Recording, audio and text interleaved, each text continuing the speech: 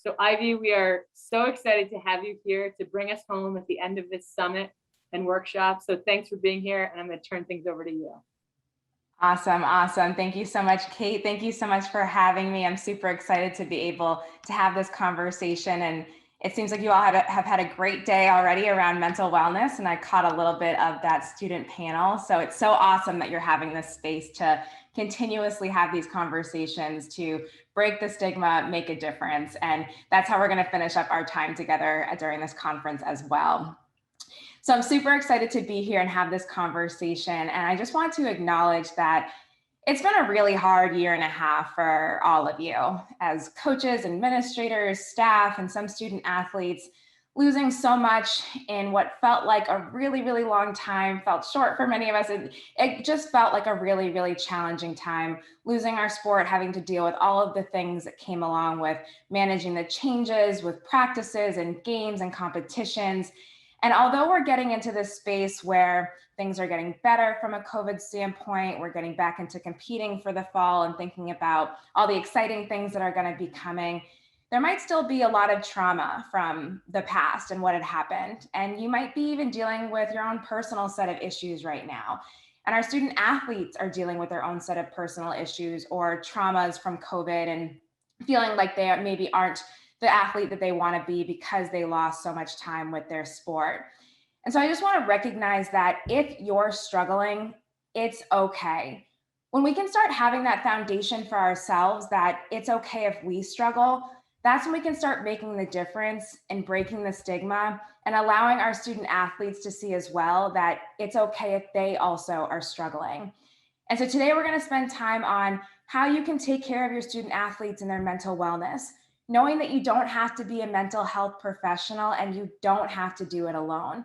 And also how you can support you and your own mental health, because you have to take care of yourself first before you take care of anyone else. And before we get into all that we're going to be talking about today, I want to let you all know that this virtual space is a safe space. So I want you all to feel empowered to engage with me and ask questions and start thinking differently and critically about mental health as you have been this entire day. If we can start having these conversations in this virtual space, that's when we can start breaking that stigma. That's when we start making that change. And I also want to say that sometimes these conversations around mental health might get a little bit uncomfortable. If it ever becomes too uncomfortable or too triggering for you, please take care of yourself, take a break from your computer, and come back and join us when you feel ready. Our goal is to make these uncomfortable conversations comfortable, but please take care of yourself first. We're going to have a Planet Fitness judgment-free zone in this virtual space. Awesome. So we're going to be using the chat box a lot to interact together today in Virtual World 101. And so the first thing I'm going to ask you to do for interacting with me is a check-in. I'm going to ask you a question that you've probably already asked a dozen times today, even though you're virtual. The question of, how are you doing? How are you? And so often we get asked that question, respond with good or fine or okay, even if on the inside we're falling apart and we're not good or fine or okay. So I want you to take this as a check-in with yourself. You've been having all this information all day. I want you to just check in with yourself and how you're doing right now. And rate yourself on a scale of 0 to 100%, knowing that you might be at 100% at one moment and then the next moment go down to a much lower percentage. And that's okay, it happens. When we can be honest with ourselves about where we're at and what we're feeling, that's going to allow us to understand what we need in this moment to keep feeling better and to begin our healing journey. So I invite you into the chat box to share with me how you're doing. Again, this is a safe space, how you're doing from 0 to 100%, knowing that wherever you're at, that is more than okay. So go ahead in the chat box and start sharing in the chat box how you're feeling from 0 to 100%, safe space. Perfect, I see some coming in. Thank you so much for sharing. I know it can be scary to share in front of your peers and your colleagues, so I see some coming in, so I appreciate you all being bold and brave and sharing. So I see 75s, 85s, 90, 50%, right? So thank you for being honest and sharing that today is kind of just an okay day, right? And sometimes we are at that lower percentage, even though we see some of our colleagues going into the chat and saying that they're at 100% or even 75%. Some days we might not be there, and that's more than okay. So recognizing that for ourselves, that self-reflection is a really great point for us to use in our mental wellness journey, and something we're going to do a lot throughout our time together. Awesome. So thank you again so much for going into the chat box and sharing. So I wish I had more of that space for myself for self-reflection for my mental wellness. I wish that I knew that it was okay for me to not be okay.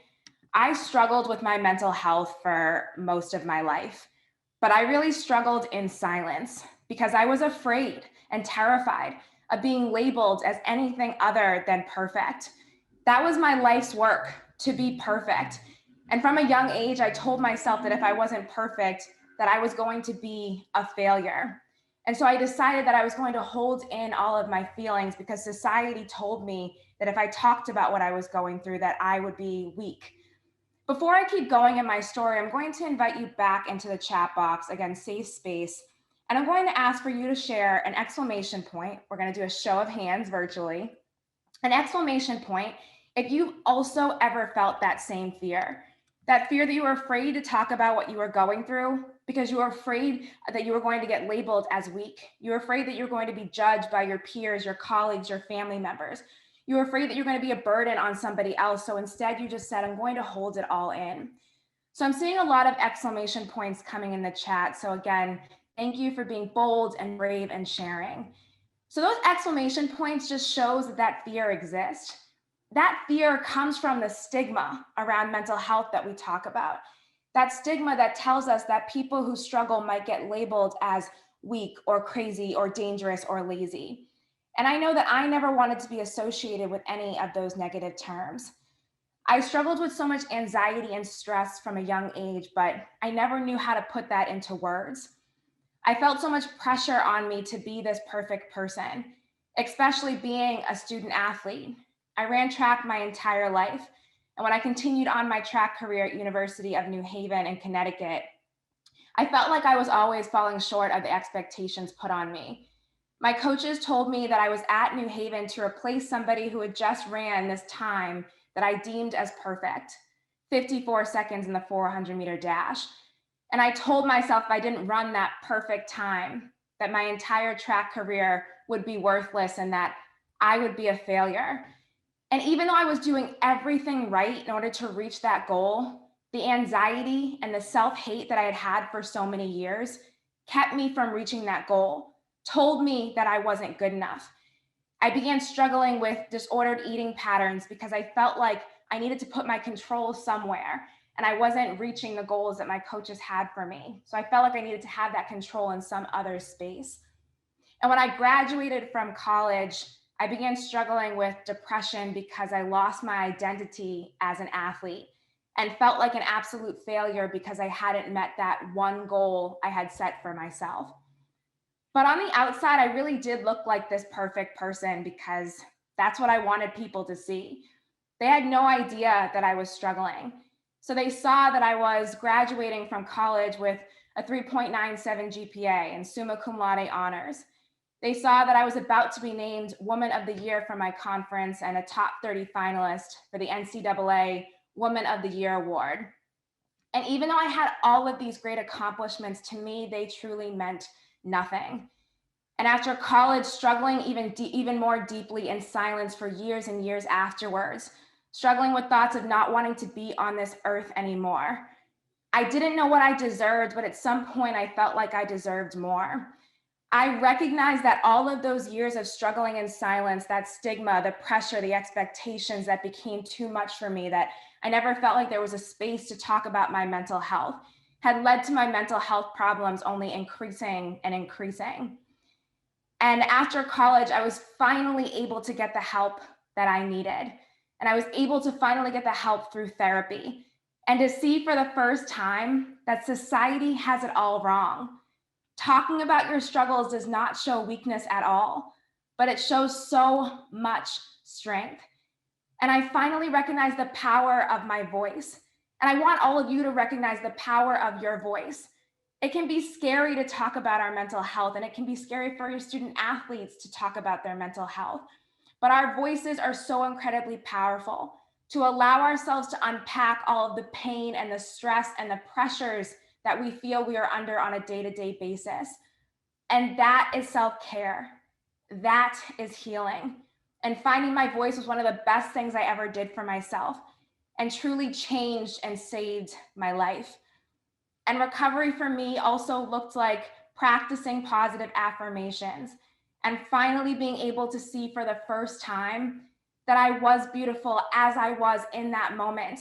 And I didn't have to chase out perfection, but that instead I could learn to accept myself in that moment. But even though I reached this space of self-love and acceptance, I won't lie to you and say that recovery isn't a process, because I still struggle. I've been struggling this entire 2021 with my mom's health, my mom's passing last month.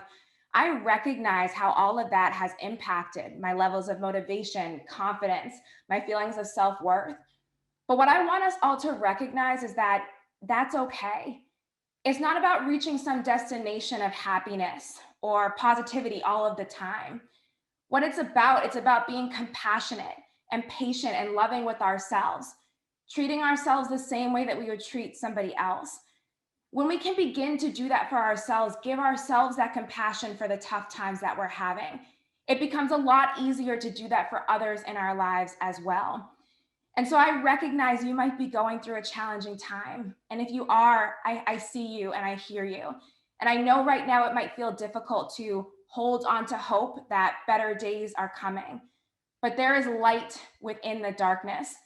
And each and every single one of us is so incredibly worthy of learning that we can fight for ourselves, that we can fight for change around mental health and the stigma, and that we can begin to make a change together. And as I talk about my story and the stigma and the shame that I felt, and finally being able to break the walls of stigma and get myself that help, I want to empower all of you to know that you also can make a difference. You don't have to be a mental health professional to recognize warning signs, to step in and intervene, and to get the resources on campus involved. So I want to empower all of you to know that you can make a difference. And so there are a lot of warning signs around mental health problems that you want to look out for. And again, so recognizing that you might not be able to recognize these all of the time, but recognizing that even if you notice a student athlete is acting different than their normal, that is cause enough for concern to reach out, check in, and have a conversation. So withdrawal is a warning sign to look out for. And so that looks like loss of interest. Maybe that's loss of interest in coming to practice, or when they're at practice, they're not really engaged. They're not really cheering on their teammates like they typically would. They're not their normal self. They're withdrawn from the classroom, whatever it might be. And so sometimes we might say that this student athlete is acting out or being lazy. But a lot of times when we're struggling with our mental health, our minds and our bodies don't want to do the things that maybe came easily before or gave us joy before. So withdrawal is a warning sign of mental health problems. Use of alcohol or drugs. You might say that this student athlete is acting out, going against team rules and NCAA rules. But when we're struggling with our mental health and we don't have the healthy self-care mechanisms for that, we'll often turn to something that feels good for a moment, like alcohol or drugs. And so recognizing it might not be that this athlete is acting out. It could be that they're struggling so deeply and they don't know how else to work through those feelings. So they turn to something that is a quick fix and isn't long-term healing. Anger and irritability. This will often show up in your male student athletes, but can show up in anybody. I talked about how I struggled and it only grew and grew. And so when we're struggling, we're dealing with a mental health issue, it has to come out some way. If we feel like we can't show our emotions in a way that's acceptable by society standards, maybe by crying or something like that, then we might show our emotions through anger or irritability. So again, it might not be that your athlete is acting out, that you can't get through to them. It could be that there's a mental health issue going on. You might be saying, Ivy, how am I going to know if a student athlete is struggling if they are my star athlete, they were just like you, they've got it all together, I don't feel like I need to check in on them. But sometimes those are the athletes that you need to check in on the most. When we're struggling with perfectionism, there is no actual perfection that you're going to ever reach, right? So it's going to make you feel bad about yourself. It's going to cause a lot of low self-esteem. It's going to cause negative self-talk. And that can lead to feelings of anxiety and depression. So often those who look like they have it all together are those who are struggling the most. So we want to make sure that we're checking in on those who look like they're struggling and those who also might not look like they're struggling. We want to make sure we're checking in on both. Recurring headaches, stomach aches, or other physical issue that has no physical explanation.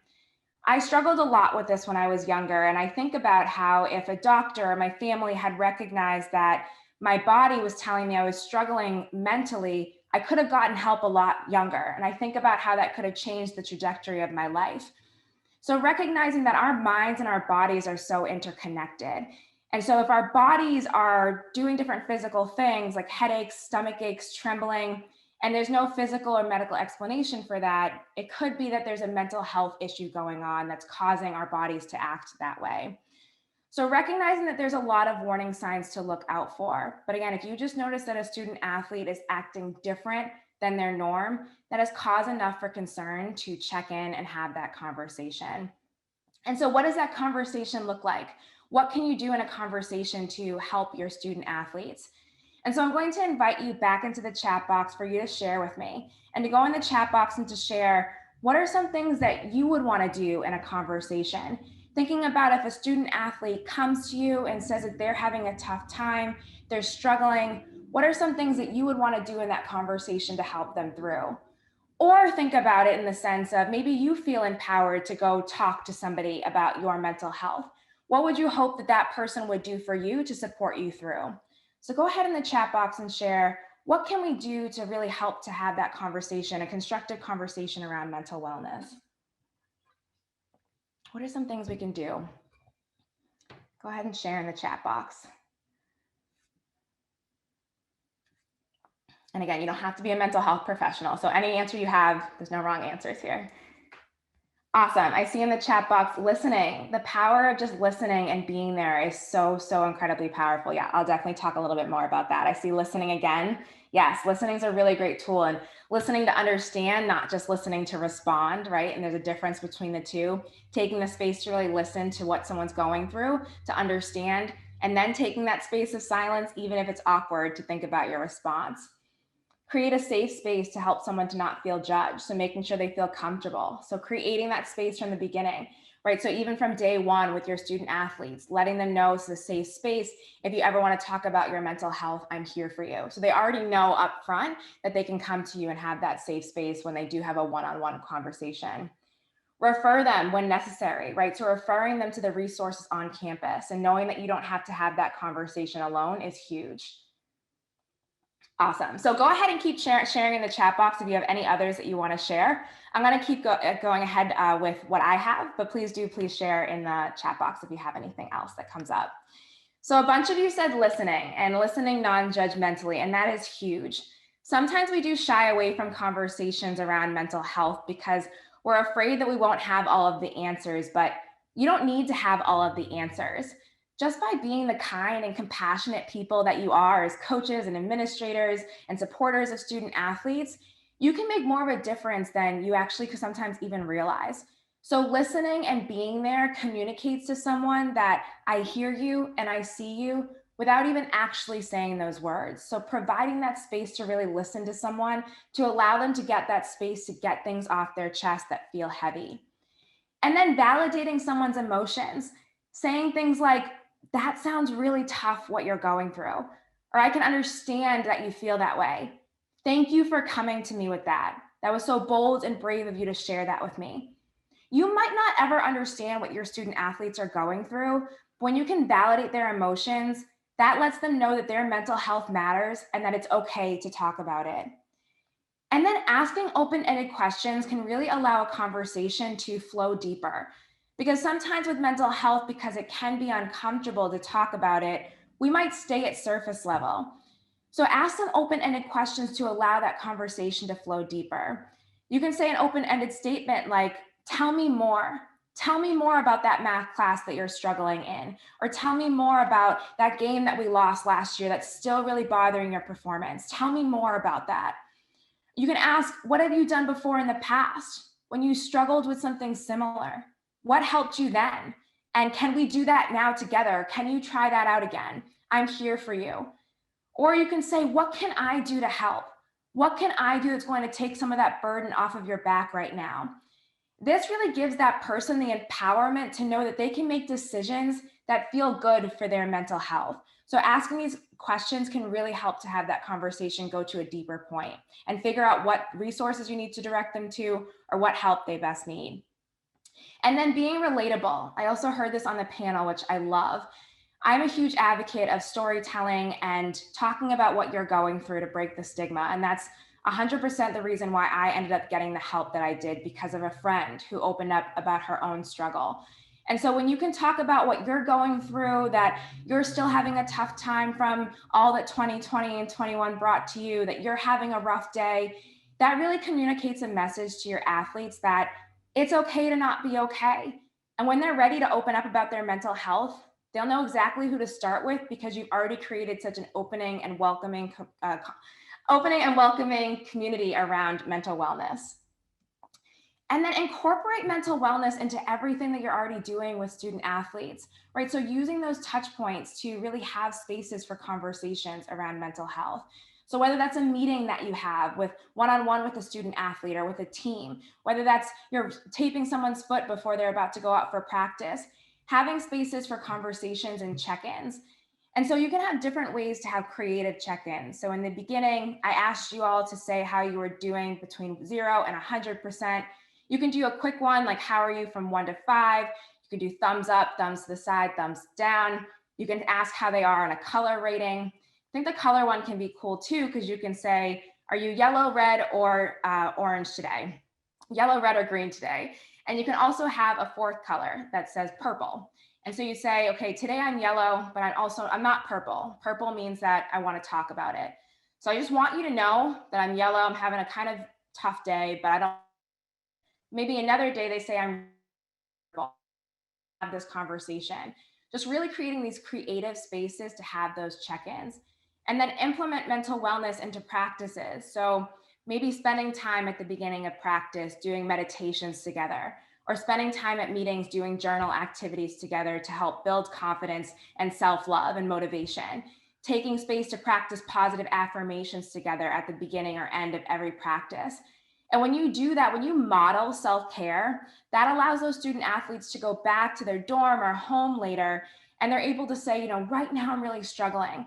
Earlier, we did this activity with coach and that was somewhat helpful. Let me try it out now. So providing those tools within the practice or meeting setting can really help to model it for those student athletes when they're struggling in the future.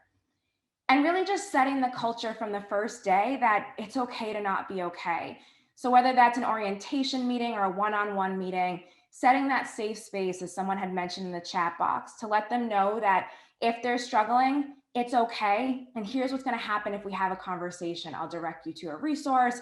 We'll do whatever your protocol is at your school. But just creating that space to let them know that if they are struggling, this is a safe space for them to come to, and that your door is open for that conversation. And when you think about how you can help your student athletes, it can feel really overwhelming, and I acknowledge that. And so there's so many resources that exist for you on your campus, and take advantage of those resources. Take advantage of your colleagues and brainstorm with them best ways to help support your athletes. But also recognizing that there's a lot of mental health resources online that you can use for yourself, or that you can direct a student athlete to. So the My3 app is an app that you can use that has 3 different people on there that you can call if you're having a tough time. Maybe for a student athlete, that's you as a coach, it's a parent and a sibling or a teammate, whoever's on there. So that if they call one person and they don't answer, they have direct access to the other 2 at their fingertips. There's also a safety plan on there, your self-care tools, your reasons to live, a great way to just have all of your resources in one space at your fingertips. The National Suicide Prevention Lifeline is a great resource to use, especially if you're not yet ready to talk to somebody that you know about your mental health. You can use this resource if you're struggling with thoughts of suicide, but also if you're having a bad day. recognizing that no matter what your mental health struggle is or your student athlete's mental health struggle is, it's valid and important and worthy of getting help. Our stories matter simply because we matter. Even if we think that our struggles are too small to be important, they matter. And so this is a great resource to reach out to 24/7 with a trained individual on the other side to help walk you through whatever struggle you're having. Therapy for Black Men and Therapy for Black Girls are two resources that are really great to break the heightened stigma around mental health in communities of color. I know this all too well growing up in a Black family. We never talked about mental health. This definitely wasn't encouraged to talk about it all of the time. And so these two resources allow you to connect with others who also are people of color, who also are struggling, and who understand and can help you to break that stigma and empower you to get help. There's other resources on there like podcasts and books, and they also help you to find therapists of color in your area. The Trevor Project is great for LGBTQ youth. Another great way to connect with others with similar experiences. And they also have a 24/7 lifeline that you can call or text and reach out to whenever you're struggling. And then the crisis text line, very similar to the National Suicide Prevention Lifeline, but instead of calling, you text. So if that feels comfortable for you or for your athletes, it's a great space again to just get things off your chest that feel heavy and to talk to somebody. I've used the crisis text line. I think it's a really great resource because a lot of times when we're struggling or when our athletes are struggling, our minds are going to tell us that we're alone and that no one understands. But that is so far from the truth. So this resource can be a great way to help to change your mindset and remind you that you're not alone and that there's always, always someone on the other side to help to support you through, and that your feelings are valid and that there will be someone who understands. And so I think these are all really great resources to use either for yourself or for your athletes. But recognizing that you are never alone. You're never alone in your own struggle, and you're never alone in supporting somebody else. You can always direct them to a resource. You can walk with them to a counseling center to help them to feel supported in that journey. And having that space for that continual conversation through resources can be really, really powerful for your student athletes to know that they have choices and who they want to reach out to for their mental health. So we've talked a lot about how we can best support the student athletes that we work with.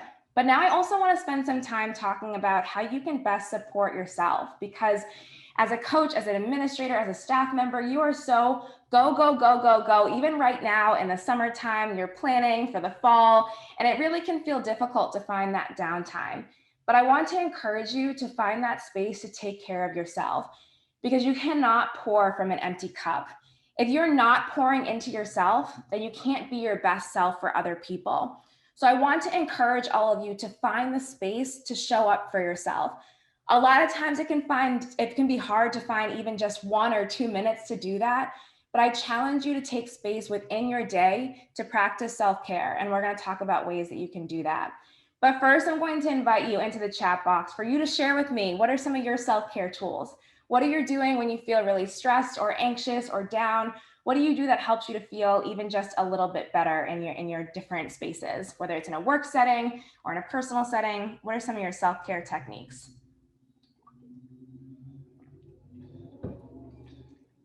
I see in the chat box a lot of working out, so moving your body, the mind-body connection. Yes, definitely. Getting some fresh air outside. Yes, so getting some time outside, getting that fresh air, so rejuvenating, even if it's just for a moment. Taking that daily walk, so getting some movement again, and you're getting outside, you're getting nature, all of the combinations. I see yoga, so a good calming way to move your body, but also can be challenging. Meditation, so focusing on your breathing and the power of the tools that you already have within you. Listening to music, so maybe that's some happy music that helps you to dance it out. Maybe that's some sad music that helps you to cry it out, whatever you need, right? So music can be a really powerful tool. Your dog, yeah, hi Casey. Your dog as well, so support animals can be huge. Animals are so powerful for your mental wellness, and some other animals that you can talk to as well. It doesn't always have to be a person. Awesome. I'm loving all these self-care techniques. So feel free to keep sharing in the chat if you'd like, but thank you all for sharing and participating in your self-care techniques. So I'm going to go ahead and share some with you as well. So the biggest self-care technique I want you all to walk away with is to allow yourself to feel how you're feeling. As I mentioned, so often we might think that our feelings are insignificant or not important compared to what's happening in the world or compared to what someone else is going through. But I cannot stress enough that your feelings are important and they matter because you matter. So allow yourself to feel that sadness, that anger, that frustration, whatever you're feeling, and for whatever reason you're feeling that. Allowing yourself to feel that feeling is going to allow you to begin that healing journey. And that's why I asked you in the beginning to check in with yourself. And that's why I asked you to have the spaces to check in with your student athletes. When we can promote allowing ourselves and others to feel how we're feeling, that really breaks a barrier. That really communicates a message, again, that it's okay to talk about it. So allow yourself to feel that feeling, because if you don't, it's only going to allow that mental health problem to grow and grow like it did for me. And the thing about self-care is it's not always going to 100% fix the problem. Sometimes it does. But if you go out for that walk, if you listen to music, if you take a hot shower, your problem might still be there. But what self-care does do is it gives you the space and the grace to feel even just 5 or 10% better. And that's going to allow you to be more effective at what was stressing you out before, whether that was coaching practice, whether that was a conversation or something that you were just trying to get done. That allows you to be more effective at that task. Journaling is a great tool to use, a great way to use your voice. Again, the power of your voice. Maybe you're not yet ready to talk to somebody. Journaling or drawing, getting it down somehow is a really, really powerful tool. A great way to just get things off your chest that feel heavy. Making connections about things that you're stressed out about that you might not have made had you just kept it all on the inside. So journaling about prompted journaling about gratitude or motivation or self-care, self-love, affirmations, or just writing down your feelings. Journaling is a great tool to really start that healing journey. Taking a break, setting those boundaries, saying no to opportunities that aren't good for you. Again, it might be difficult to find that space to take a break because you're so go, go, go, but I challenge you tonight or tomorrow to take a genuine lunch break. I challenge you to take a shower and really just enjoy that shower rather than thinking about your to-do list. And when you're taking that lunch break, I challenge you to do the same. Taking breaks in spaces that we are already doing on a day-to-day basis is a really great way to just implement self-care into what we're doing. On your next walk to the bathroom or to the kitchen, instead of checking your phone for emails, practice some deep breathing, practice some affirmations, come back to the tools that you already have within you. So you can use the spaces that you're already doing on a day-to-day basis. You can take a break by stretching in the middle of a meeting and just closing your mind off for 2 seconds. Use the spaces that you have to take breaks, and that's going to allow you to communicate that easily to your student athletes who say they have no time to take a break or to practice self-care. And also, when you're communicating to your athletes that you're always going to be there for them, being specific about what that means, because always can become pretty literal. And so if you need those boundaries, and it's important to set those, saying I'm always here for you except for Tuesdays between 2 and 4 or whatever it is, take that space as your you time. Setting those boundaries is really huge for your mental wellness. And then meditation, a really great tool to deal with uncertainty and to live in this current moment. Because we can't change the past. We can't change what COVID took away from us. And we can't control what's going to happen in even just a minute. But we can be here in this current moment. And that can allow a lot of peace and calm into our worlds. And you might say, oh, I've tried that meditating thing. It doesn't work for me. I can't sit in a space and focus on my breathing. I start thinking about the dust on the top of the fridge that I haven't thought about in 6 years, right? Our minds start going in a lot of places. And so that might be frustrating sometimes, but just like anything else, it's a practice. But I also want to encourage you that you can go for a walk and practice meditation by focusing on your feet planting on the ground or the air on your body. You can dance and meditate by really feeling your body move and the music going through you. Different forms of meditation. So finding what works for you is really, really powerful, but it's a great way to just stay grounded in this current moment. And then taking a walk, moving your body, getting outside. So many of you mentioned that. The mind-body connection is huge. And when we can see this for ourselves, we can promote that and advocate that for our athletes as well. So when we move our bodies, we're doing something great to stay in shape physically. We're also doing something great for our mental health. But it's a win-win. or letting out stress in a really healthy way. So I encourage you to start thinking differently about your next gym visit and how that can be helpful for your mental wellness as well. And another way to implement breaks into your daily life. And then gratitude. You might not have ever really started to stop and think about all of the small things that you're grateful for, but there are so many things to be grateful for. And one way I encourage you to change your mindset is instead of saying, I have to, you say, I get to. So some of you this morning might have been saying, oh, I have to go to this conference, or I have to make dinner later, I have to walk the dog later, I have to coach later, I have to do all of these things. And when we say that, our minds it feels so daunting. So instead we can say, I get to go to this conference. I get to coach today. I get to interact with these kids. I get to study for this test, whatever it is. And recognizing that it's a mindset change that has a huge impact on the way that we view ourselves, the way that we view the world. And practicing gratitude is linked with increased happiness, reduced stress, and anxiety. So taking the space to put mental wellness and gratitude and affirmations and self-love, taking those breaks, getting outside, moving your body, getting out all of your feelings in a way of journaling or reflecting or breathing, taking these spaces in your very busy lifestyles, your mind and your body will thank you for taking the space to practice self-care. It's going to allow you to be a better person, a better coach, a better administrator, a better teacher, a better friend. It's going to allow you to be that better person because you chose to invest in yourself first. It has to start with you. And so the last self-care technique that I want to give to all of you is the self-care technique of self-love. This is a self-care technique that helps me through my own struggles right now. I tell myself affirmations on a day-to-day basis because I truly believe in the power of them. Because we act consistent with who we think we are. When we tell ourselves negative things, not only are we going to act more negatively, but we're going to attract negative people and opportunities and situations to us as well. But we can change that. Instead of saying, I am not good enough, I can't do this, we can say, I am good enough, I can do this. And when you do that, your body, your mind believes it. You carry yourself differently. And then you attract more positive people and situations and opportunities to you. And that's what I want to give to all of you today, is the gift of self-love.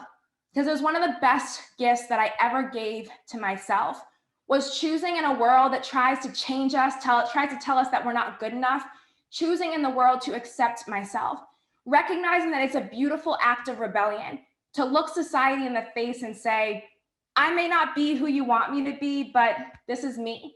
And I choose to be me. And I'm going to learn and grow and challenge myself, but I'm going to be me and I'm going to love me through it. And so I want us to recognize that what we say after I am is what we become. We might walk into spaces and we might doubt ourselves, but I want you to recognize that you can come back. It's not about being positive all of the time. But when you're stressed out, when you're sad, when you're depressed, when you're down, you can come back to the affirmations to help you to feel that 5 or 10% better. I do this to myself every single day. I take space for affirmations because I believe in the power of them. And I want you to recognize that this small but mighty tool is something you can take back to your teams, something that you can say at the beginning of every practice, every meeting, the end of every game, to help to rewire all of our brains and to recognize that we might have spent our entire lives being negative with ourselves. We can put a pause in that cycle and choose today to begin to be positive with ourselves, to help ourselves through this journey, to learn a tool for ourselves, to know that we are worthy of every space that we get into. And then we can help our student athletes to see that as well, as they tackle their issues around confidence and self-worth and belief in themselves. They can begin to see that if coach believes in this, and if coach is working through this, my administrator believes in this, my athletic trainer believes in this, if everyone on board believes in this, I can believe in myself as well, because I'm doing the work to tell myself these affirmations and know that who I am is worthy, capable, good enough, strong, smart, talented, and can do anything I want in this world if I begin to believe in myself. So what I'm going to invite us all to do is to say these affirmations together.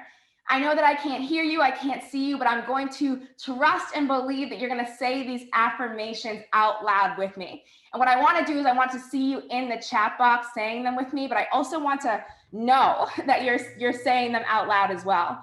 You're probably like, what is wrong with this girl? Why do I have to do this? But I want you to say it out loud. even if you end up saying it in your head, because there is power in what you say to yourself.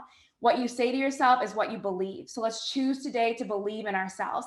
Let's choose today to start to rewire our brains, to recognize that we are all of these things on this screen and more. A tool that we can give positivity for ourselves and positivity for those that we work with as well.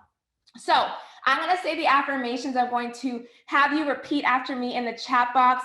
I'm going to trust that you're going to say them out loud as well. And we're going to get super loud when we're doing this, because no other way that we could do affirmations than getting super loud to feel the self-love, to feel the positivity.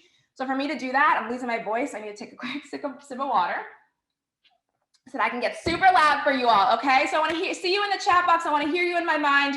All right, let's do this. So I am worthy. Go into the chat box and give it to somebody doing this affirmation with me before I move on to the next one. Perfect. Thank you, Heather. I am capable. Let's get into the chat box. Come on, let's feel these affirmations. You probably are like, what's happening? I need to hear you saying them. Yes. And last one, best one, all of your heart into nurturing your mental wellness for you, no matter how mean you've been to yourself in the past, no matter where you're at in this moment. Starting today, all of your heart and knowing that you are good enough. I am good enough. Awesome, awesome. It's so funny always doing this like a screen. No one's saying back to me, but I see you in the chat box. I know that I can feel it here from Boston. I just moved. Randolph, I can feel it. I can feel it. I know you all were doing it. So I appreciate you all participating in that. I hope you all take the power of positivity with you. And I hope that you all know that if you're struggling, it's okay. It's okay to talk about it. Start talking about it. That will break the stigma for your student athletes and help your own healing journey. And I hope that you all know that by talking about mental health, by setting the stage at the beginning of our conversations with student athletes when the fall comes, or even before that in the summer, by implementing mental wellness into everything that we're doing, by listening and being the kind, compassionate people that we already are, we can make a difference in breaking the stigma. Together, we can change and save lives. I know it might have felt difficult to get through 2020, to get through today, to get through this moment, but know that you're doing it. You just got through another moment, another hour. Keep putting one foot in front of the other. You're stronger than you think. You have the tools within you to keep moving forward. And know that I'm on this journey with you, and that I'm fighting for you. I'm fighting for your student athletes, just like I fight for me every single day. So I want to thank you all so much for your time with me this afternoon. I'm going to open up now for questions. I know we have like 6 minutes for questions. So feel free to use the chat box for questions, but I also have my contact information on the screen. So please do reach out to me at any point. I will get back to you. So please, that's why my contact information is there, because I want you to reach out with questions, or if you just want to chat about your mental health or student athletes' mental health, I'm here for you. So please do reach out. And then I also have my mental health blog, Beautifully Simply You, that I post every Monday about my own struggles, mental health, positivity, all that good stuff. So yeah, feel free to check that out as well. So yeah, I will see if anyone has questions. Thanks so much, Ivy. That was excellent. And yes, I actually woke up my dog when I did my affirmations a lot. So. I love it. Anyone have questions for Ivy? And obviously so kind of Ivy to give her email and obviously other contact information to be in touch afterwards. I know these are long days, so questions can start fading towards the end. Totally. Yeah. I hear that for sure. Long days. And if it comes to you later on today, or if it comes to you in the fall or whenever in the future, please do, even if it just means taking a screenshot of the slide and getting back to me at another time. I'm happy to answer questions in the future. Awesome. Well, Ivy, thank you so much for being here in front of our group. We appreciate all of your message.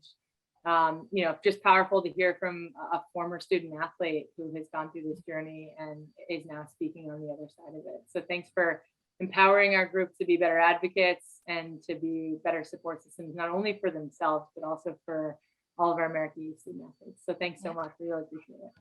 Awesome. Thank you. Appreciate it.